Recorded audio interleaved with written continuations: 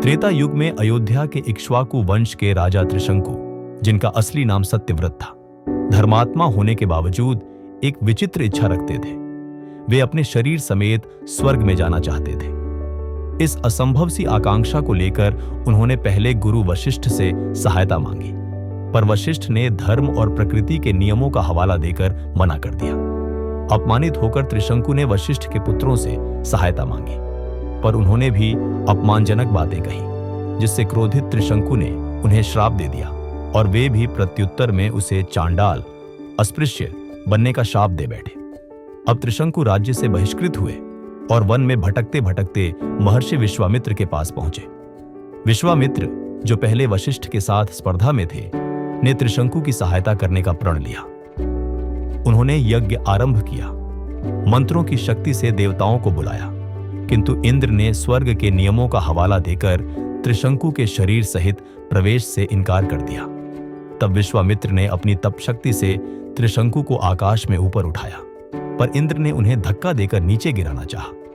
उसी क्षण विश्वामित्र ने क्रोध में कहा, रुको, जहां हो वहीं ठहर जाओ, और त्रिशंकु उल्टे सिर के बल आकाश में लटक गए। क्रोध में विश्वामित्र ने नए स्वर्ग की रचना शुरू की, नए नक्षत्र बनाए, आकाश गंगा में नई मंडलियां सजाई और देवताओं को चुनौती दी कि यदि इंद्र ने विरोध किया तो वे नया ब्रह्मांड रच देंगे। अंततः देवताओं ने समझौता किया कि त्रिशंकु अपने विशेष आकाशीय लोक में सदा रहेंगे, जिसे त्रिशंकु स्वर्ग कहा गया। इस कथा में एक और रहस्य छिपा था। त्रिशंकु पूर्व जन्म में एक बलशाली दानव था, जिसने भगवान विष्णु से युद्ध किया था, और इस जन्म में उसकी आसक्ति, अभिमान व श्राप का संगम उसे ऐसे अद्वितीय भाग्य तक ले आया।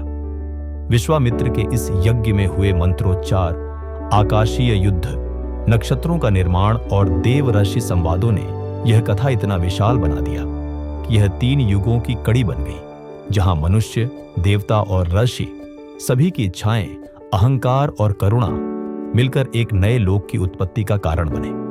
त्रिशंकु की कहानी हमें यह सिखाती है कि इच्छा जब सीमा से आगे बढ़ जाए तो वह हमें नियमों से टकरा देती है, और तब नियति कोई ना कोई नया मार्ग बनाती है, चाहे वह मार्ग स्वर्ग में हो या आकाश में उल्टे लटके हुए लोक में। ऐसी ही अद्भुत और दुर्लभ कथाओं के साथ हम कर्माधारा पर आपको ले जाते हैं, समय की उन गलियों में जहां देव, दानव, अर्षि और महापुरुष अपने कर्मों से ब्रह्मांड का स्वरूप बदल देते हैं। अगली बार फिर मिलेंगे एक नई पौराणिक यात्रा के साथ, जहां इतिहास और पुराण मिलकर रचेंगे एक और अद्भुत संसार।